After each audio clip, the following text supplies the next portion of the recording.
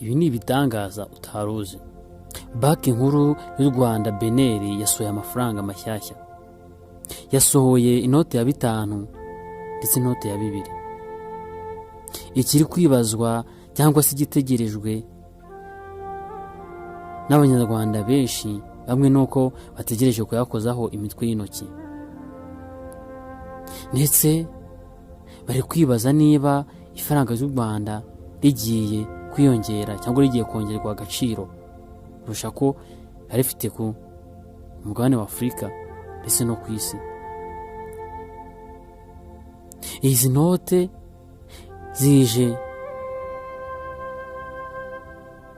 zisimbura izari ziriho, gusa ntabwo baratangaza ko ziriya zari ziriho zaba zakuweho. Nazo ziracyakora mu gihe cyose bataratangaza ko zaba zakuweho.